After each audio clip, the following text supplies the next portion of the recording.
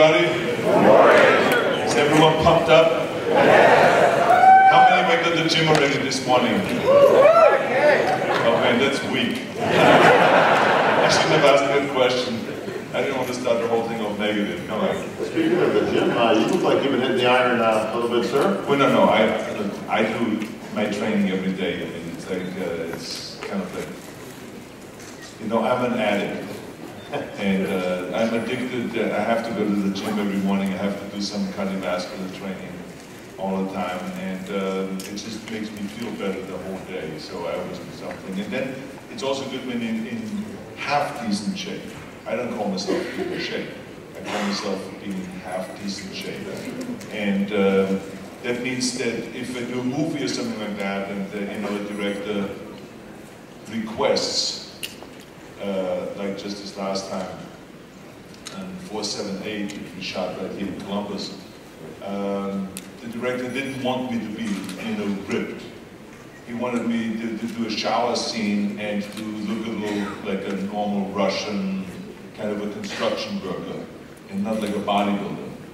And so, you know, I gained a little bit of weight for those scenes, and so it made it more believable. But then again, when this director says, like a Terminator, I wanted to be ripped, I wanted to look good, I wanted to gain 10 pounds of muscles, I wanted to look more like I did in 1984, then I can also do that. I can roll back the clock and be younger and have the same face as I had then, but I can get the body in pretty good shape for this kind of scene. So it's fun to do that, and it's fun to work out. And you know, I ride the bicycle every morning down to Gold's Gym, and I work out at Gold's Gym, and you know, kind of like makes me feel like I'm back in the 70s or the 60s when I started at Gold's Gym. So it's like it's a great place. I mean, they have great facility, great equipment, and all that.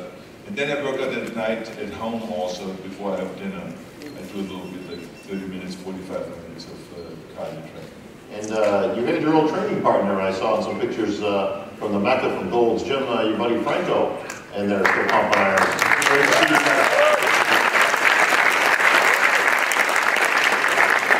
What is the training with Franco again at Gold's Gym? I mean, literally, you've got to be transported back in time to 1970 something. You guys getting ready for the Olympia?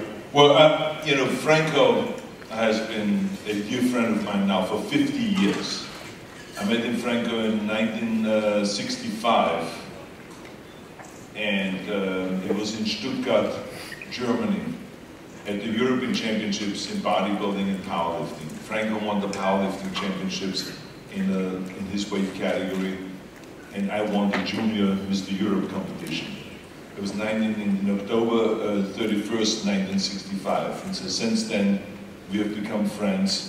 And when I moved to Munich from Austria, we worked out together. And he taught me about powerlifting, I taught him about bodybuilding. He wanted to be a bodybuilding champion. I wanted to get stronger because I knew that was very important in order to gain mass. And so we have been friends. And then when I came to America, when Joe Weider brought me to America, literally 9 months later, I convinced Joe Weider to bring also Franco over here.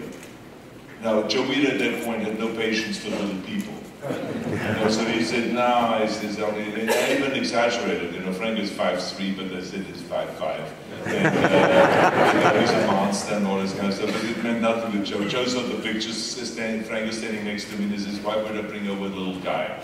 You know, we have a lot of little guys here. I need big guys, I need monsters. But I eventually convinced him, and you know, put the spin on it that Frank is the strongest man, pound for pound, and all those things. And then I showed him pictures of Franco blowing up hot water bottles and bending steel bars and doing all kinds of crazy things. So he liked that. Joe, you know, was always impressed with strong man and all that. And so anyway, he brought him over, and then Franco and I became training partners. We lived together for a while, and trained, you know, morning, noon, and night. That's all we were thinking of. And then we went to school together. He went to we both went to college. He went then to chiropractic college, and I then went in the direction of studying business. And but so I've been really proud of Franco, the kind of success that he has had, the money that he had made, and the chiropractic office that he has established, and the boards of thousands and thousands of patients that he has treated and brought, you know, health to them and encouraged people. And then he's, you know, we still get together, we still work out together, and he comes over and trains and plays chess with me. You know, because we've been playing chess our whole lives, and so that's another thing that we do and have a great time doing. Who wins most of the time? Well, sometimes Franco comes over and beats me 3 times straight. And then sometimes when I give him plenty of wine, Franco loves wine. As a matter of fact, he makes his own wine, and he brings over, you know, for Christmas always like 6 bottles of his own wine, and he does really well. So anyway, so I serve him wine, and he loves drinking wine, and then after 3 glasses, you know, I start winning. So we have a great time. No, but I mean, we're pretty much all the same. You know, sometimes he wins, sometimes I win, and the important thing is just to have a good time and to have the laughs as we have in training or whatever we do when we go skiing or whatever. We just have a lot of laughs and we talk about the good old days and about our families and all this. So he's a fun guy. He's so much fun, and he's, you know, he has this house in Sardinia that he has built many years ago, and he still goes to Sardinia regularly and still lives the Sardinian life and the Californian life. Well, Governor, speaking of having a good time, years ago, you used to spend your spare time terminating people. I understand these days you're actually firing people.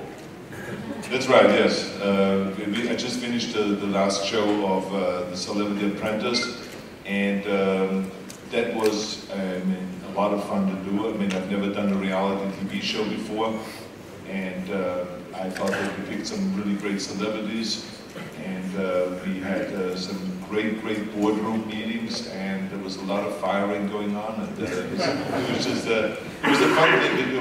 Like I said, it was the first time for me, and I really enjoyed working with the network with NBC. I enjoyed working with Mark Burnett, who was the producer of the show, and with his co-producers, and the celebrities were terrific. So it was really a great experience, and it's going to come out, I think, after the Olympics. NBC is going to broadcast it as soon as the Olympics are finished. This show will come on, Celebrity Apprentice. Well, the man who replaced Donald Trump, as we all know, is running for President of the United States right now. But I always like to get the fans' input. How many people think if they were to change the rules that you might be looking at the next president?